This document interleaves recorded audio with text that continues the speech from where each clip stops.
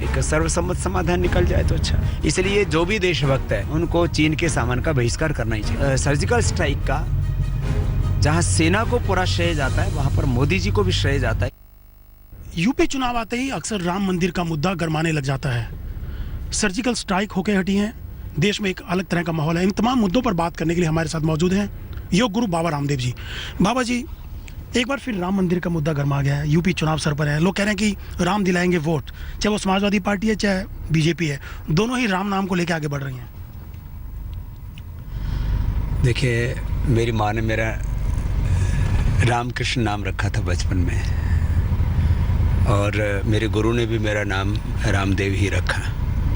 राम हमारी आस्था है, राम हमारा विश्वास है, राम हमारे लिए कोई राजनीतिक मुद्दा नहीं है। राम इस राष्ट्र की अस्मिता है, और कोई भी दुनिया का राष्ट्र अपने महापुरुषों के जन्मभूमि हो, उनकी पुण्य भूमि हो, उसको सजो के संवार के रखता है। अब इस संदर्भ में भारत की सभी राजनीतिक पार्टियों को मिलजुल करके कोई समाधान निकालना चाहिए। लेकिन नरेंद्र मोदी जब दशहरा में पार्टिसिपेट करने गए लखनऊ में, तो जय श्री राम का नारा जो गूंजा, वहीं से कहने की लाइन तय हो गई थी। उसके बाद केंद्र सरकार वहाँ रामायण म्यूजियम बनवा रही है। वो अलग ढंग से समाजवादी पार्टी ने कल कैबिनेट में कहा कि रामलला पार्क बनाएंगे। तो कहीं ना कहीं आपको लग रहा है कि चुनाव के मौके पर ये सब बातें हो रही हैं? देखिए, मैंने कहा ना, राम जो है वो सारे देश के हैं। 2000 साल पहले दुनिया में ईसाईयत नहीं थी, 1400 साल पहले इस्लाम नहीं था। दुनिया के सारे मजहब 2-2.5 हज़ार सालों में सिमट जाते हैं। मर्यादा पुरुषोत्तम श्याम का करीब 9 लाख वर्ष पुराना इतिहास है। भगवान कृष्ण का करीब 5000 वर्ष पुराना इतिहास है। तो ये मजहबों से परे व्यक्ति है, माने ये सेकुलर है। राम सेकुलर है, भगवान कृष्ण सेकुलर है, वेद और भारतीय संस्कृति सेकुलर है। अब इसको किसी मजहब से जोड़ के देखना ये तो उचित नहीं है। क्या आपको लगता है चुनाव में असर पड़ेगा यूपी के इसका? देखो, अब इसके राजनीतिक दृष्टि से क्या मायने हैं, किस तरह से चीज़ें होंगी, इसको तो मैं नहीं कह सकता। लेकिन इसका कोई ना कोई एक सर्वसम्मत समाधान निकल जाए तो अच्छा है। बाबा जी, चाइनीज़ सामान को लेके भी आप लगातार बोल रहे हैं, और कहा जा रहा है कि जो हमारा पाकिस्तान है उनका दोस्त है चाइना, इसलिए उसके सामान को इस्तेमाल नहीं करना चाहिए, बाइकाट किया जा रहा है। काफ़ी नुकसान भी हो रहा है उससे, दोनों देशों को। लोगों ने नहीं इस्तेमाल करने के लिए इसकी वो की है। कोई भी पॉलिटिकल लीडरशिप जब तक उसके ऊपर सोशल प्रेशर नहीं आता है, इकोनॉमिक प्रेशर नहीं आता है, इंडस्ट्री का प्रेशर नहीं आता है, तब तक वो सीधे मुँह बात नहीं करते।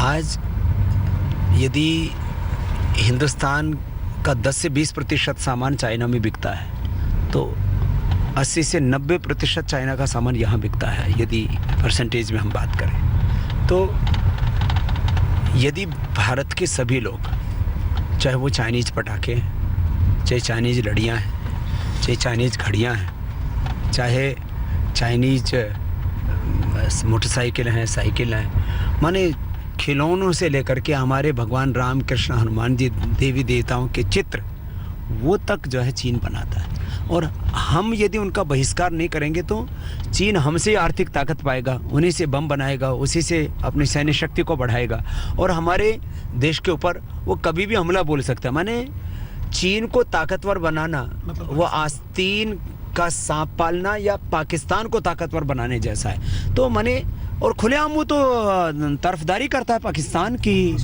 तो ये जो है बाबा जी, तो वो बहिष्कार कर दिया, तो क्या आप उसको का विकल्प देंगे? जो सामान चाइना से लाते थे लोग, क्या आप मार्केट में वो सामान लाएंगे लोगों को, ताकि प्रॉब्लम ना हो? देखो, पहली बात तो ये है कि क्या बम पटाखे लाएंगे? दिवाली आ रही है, कुछ आगे के लिए फुलझड़ियाँ। देखो, हमने कोई भी इस तरह की तैयारी की नहीं है, क्योंकि हमारे एजेंडे में अभी तक ना तो कोई ये इलेक्ट्रॉनिक्स हैं जो चीन से बहुत बड़ी मात्रा में आ रहे हैं, और दिवाली को हम पटाखों और प्रदूषण का पर्व नहीं मानते। ये तो प्रकाश का पर्व है, ये शारदीय नवसषष्ठी है, इस पे हवन करते हैं। और जैसे अयोध्या में भगवान राम आए थे, ऐसे हर घर में हम दीप जला करके लक्ष्मी पूजन आदि करके खुशियाँ मनाते हैं। लेकिन मैं इतना ज़रूर चाहता हूँ कि जो लक्ष्मी की मूर्ति चाइना से बनी हुई आएगी और उसे हम लक्ष्मी पूजन करेंगे तो हमारी लक्ष्मी चीन में जाएगी, वो पाकिस्तान को ताकतवर बनाएगी, चीन को ताकतवर बनाएगी और एक दिन हमारी आज़ादी खतरे में पड़ जाएगी। इसलिए जो भी देशभक्त है, जो भी ईश्वर भक्त हैं, राम के भक्त हैं, उनको चीन के सामान का बहिष्कार करना ही चाहिए। तो मार्केट में तो कोई ना कोई ऑप्शन तो होना चाहिए, ऑल्टरनेट। तो क्या आप आगे के लिए सोच रहे हैं कि चाइना को टक्कर देने के लिए आप भारत में ही अपने प्रोडक्ट लाएं? देखिए, ये एक थोड़ा स्ट्रेटेजिकल सब्जेक्ट हो गया, तो इस बारे में हम विचार करेंगे। हमने सोच सकते हैं, अभी तो इस बारे में कोई निर्णय नहीं किया है, लेकिन पटाखे तो हम बनाएंगे नहीं, क्योंकि हम प्रदूषण के पक्षधर नहीं हैं। तो बाकी जो इलेक्ट्रॉनिक्स ये बहुत बड़ा फील्ड है। अब इसमें ये यदि भारत सरकार, मैं तो चाहता हूँ कि पूरी दुनिया में करीब 80% चाइनीज माल छाया हुआ है, और उसके 3 बड़े कारण हैं। एक तो वहाँ पर इलेक्ट्रिसिटी, लैंड और तमाम चीज़ें गवर्नमेंट जो है सस्ते में या मुफ्त में उपलब्ध कराती है इंडस्ट्री को। यदि कोई ऐसी बड़ी क्रांति के बारे में मोदी जी विचार करें तो हम तो उसमें क्या नहीं कर सकते। अभी आने वाले 3 वर्षों में हम यूनिलीवर को, पीएनजी को, नेस्ले को, तमाम कोलगेट सहित जो बड़े बड़े ब्रांड्स कहे जाते हैं, इनको तो पराजित कर देंगे बिना सरकार के सहयोग। चाइना को भी तैयारी कर रहे हैं, तो यदि थोड़ा सरकार सहयोग करे तो हम चाइना को भी पराजित करने का दमखम रखते हैं। जी बाबा जी, एक आजकल पाक कलाकार जो आते हैं, पाकिस्तान से कलाकार आते हैं, फिल्मों में काम करते हैं, उसको लेके भी एक बहस छिड़ी हुई है। और जो अपनी देसी गर्ल है प्रियंका चोपड़ा ने एक बयान दे करके कि पाकिस्तान कलाकारों की क्या गलती है, कलाकार तो कलाकार होता है, वो तो मनोरंजन करता है, उनको उसमें जोड़ना नहीं चाहिए, जो असली प्रॉब्लम है, बुराई है, उसको खत्म करना चाहिए। तो इसको लेके भी काफ़ी बातें हो रही हैं। आपको क्या लगता है इस बात को लेके? क्योंकि अनुराग कश्यप ने भी कहा कि प्रधानमंत्री को माफ़ी मांगनी चाहिए लाहौर जाने के लिए। ऐसा देखो, ये 125 करोड़ हिंदुस्तानी मानते हैं कि देश से बड़ा कोई नहीं होता, ना कोई कलाकार होता है, ना कोई चित्रकार होता है, ना कोई मजहब होता है। जिनको मजहबी राष्ट्र की कल्पना है, फिर उनको तो विचार करना पड़ेगा कि उनको किस देश में रहना है। मजहबी तौर पर हम देशों को नहीं देख सकते। जो पॉलिटिकल स्ट्रक्चर है वो अलग है, जो रिलीजियस स्ट्रक्चर है वो अलग है। अब जो लोग हिंदुस्तान में हैं और ईसाईयत को उन्होंने अपना लिया है, तो इसका मतलब ये थोड़ी है कि कल को ये कहें कि भाई हम तो कोई नया ईसाई राष्ट्र बनाएंगे यहाँ। तो कोई यहाँ पर अब जो है कोई जो है यहूदी आ जाए तो बोले हम तो एक और यहाँ पर इजराइल बनाएंगे। तो प्रियंका चोपड़ा के बयान को कैसे देखते हैं आप? मुझे ऐसा लगता है कि ये जो राजनीतिक लोग हैं उनको इस बारे में गंभीरता होती है। ये जो थोड़े समझदार लोग हैं, ये फिल्म इंडस्ट्री के लोग क्या नाचना गाना जानते हैं ज़्यादातर, इनको कुछ देश की समझ होती नहीं है, राजनीतिक समझ होती नहीं है, कूट राजनीतिक समझ होती नहीं है। इनको ऐसे बातों पर बयान करने से बाज आना चाहिए। और पाकिस्तान के कलाकारों का ही नहीं, वहाँ की फिल्मों का ही नहीं, वो पाकिस्तानी कलाकारों के द्वारा बने हुए सीरियल्स का ही नहीं, मैं तो कहता हूँ पाकिस्तान के साथ तो पूरा हमें व्यावसायिक तौर पर भी आर्थिक बहिष्कार भी कर देना चाहिए। माने जब तक व्यावसायिक से लेकर के और सामाजिक से लेकर के राजनीतिक से लेकर के हर तरह का बहिष्कार पाकिस्तान का नहीं होगा, तब तक पाकिस्तान को समझ में नहीं आएगा। तो ये पाकिस्तान पर प्रेशर बिल्डअप करने के लिए ज़रूरी है कि वहाँ के हर चीज़ का, वहाँ की कला का, वहाँ की संस्कृति का, वहाँ के व्यापार का, सब कुछ का बहिष्कार करना चाहिए। राम इस राष्ट्र की अस्मिता है, एक सर्वसम्मत समाधान निकल जाए तो अच्छा। इसलिए जो भी देशभक्त है उनको चीन के सामान का बहिष्कार करना ही चाहिए। सर्जिकल स्ट्राइक का जहाँ सेना को पूरा श्रेय जाता है, वहाँ पर मोदी जी को भी श्रेय जाता है। राम इस राष्ट्र की अस्मिता है, एक सर्वसम्मत समाधान निकल जाए तो अच्छा। इसलिए जो भी देशभक्त है उनको चीन के सामान का बहिष्कार करना ही चाहिए। सर्जिकल स्ट्राइक का जहाँ सेना को पूरा श्रेय जाता है, वहाँ पर मोदी जी को भी श्रेय जाता है। बाबा जी, सर्जिकल स्ट्राइक हुई है, उस पर तरह तरह की चीज़ें हुई हैं। विपक्षी पार्टियां, कांग्रेस है, केजरीवाल है, सब ने कहा कि इस पे क्रेडिट लिया जा रहा है, पॉलिटिसाइज किया जा रहा है। केजरीवाल ने कहा कि प्रूफ देना चाहिए, और राहुल गांधी ने तो यहाँ तक कहा कि खून की दलाली की जा रही है प्रधानमंत्री के द्वारा। देखिए, सेना ने ये साहस भरा अपने प्राणों को जोखिम में डाल करके, जो हमारे विशेष प्रशिक्षित कमांडो हैं और सेना का जो नेतृत्व है, उन सब ने ये कार्य किया है। तो यद्यपि श्रेय सेना को जाता है, लेकिन ये देश का राजनीतिक ढांचा चलता कैसे है? बिना पॉलिटिकल विल के ये कदम उठा ही नहीं सकते। तो हम ये मानते हैं कि हमारी देश की थल सेना, वायु सेना, जल सेना, हमारी तीनों सेनाएं बहुत सक्षम हैं, आधुनिक हथियारों से लैस हैं, और उनको संविधान ने शक्तियां भी दी हैं, लेकिन वो सब प्रधानमंत्री के शक्ति के अंतर्निहित हैं। अर्थात हमारे कॉन्स्टिट्यूशन को इन तीनों सेनाओं को नेतृत्व करने का अधिकार जो है कॉन्स्टिट्यूशन ने प्रधानमंत्री को दिया।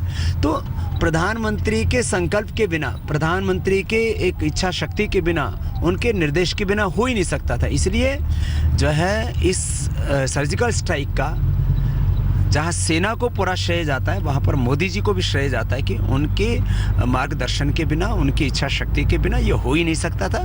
इसलिए इसमें किसी तरह की कोई राजनीति का कोई प्रश्न ही नहीं है। जो भी पॉलिटिकल लीडरशिप है, जब इंदिरा गांधी ने युद्ध किया पाकिस्तान के साथ, और जब बांग्लादेश अलग हुआ, तो सारा श्रेय इंदिरा गांधी को देते हैं कि नहीं देते हमारे कांग्रेस के बंदे? लेकिन राहुल गांधी के बयान को किस ढंग से देखते हैं, जो खून की दलाली की बात कही है उन्होंने? देखिए, मैं अभी व्यक्ति विशेष पर कोई टिप्पणी नहीं करना चाहता, लेकिन इतनी बात जरूर कहना चाहता हूँ, इस पर किसी भी तरह की कोई छिछोरी हरकतें नहीं होनी चाहिए। हाँ, हमें अपनी सेनाओं पर और हमारे अपने देश के राजनीतिक नेतृत्व को गौरव होना चाहिए।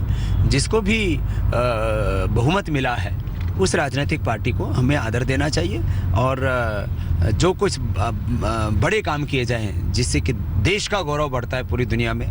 आज जो है पूरी दुनिया में भारत का यश बढ़ा है सर्जिकल स्ट्राइक से। बाबा जी, इनके आका जो हैं, हाफिज सईद, मसूद अजहर, सलाउद्दीन, दाऊद इब्राहिम, सब बैठे हैं, आपको लगता है उनकी बारी कब आएगी? मुझे ऐसा लगता है कि अब अगला काम यही होना चाहिए। क्या? और इसमें मोदी जी को जो है पूरे देश को इस मामले में साथ भी देना चाहिए कि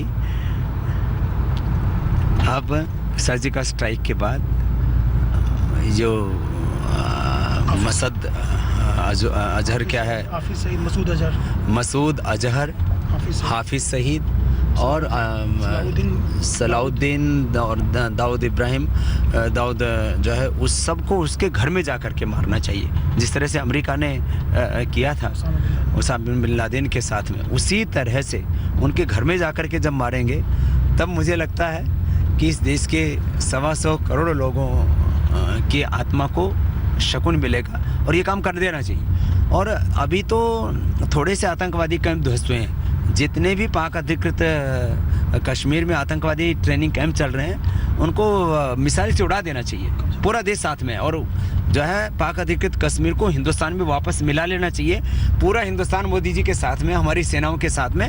और मैं एक बात पूछता हूँ, क्या जो है राहुल गांधी जी या कोई भी पॉलिटिकल नेता क्या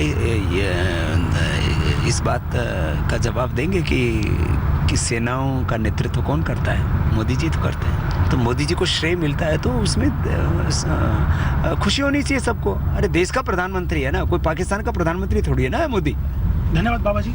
कैमरामैन संजीव कुमार के साथ अशोक सिंघल, दिल्ली आज तक।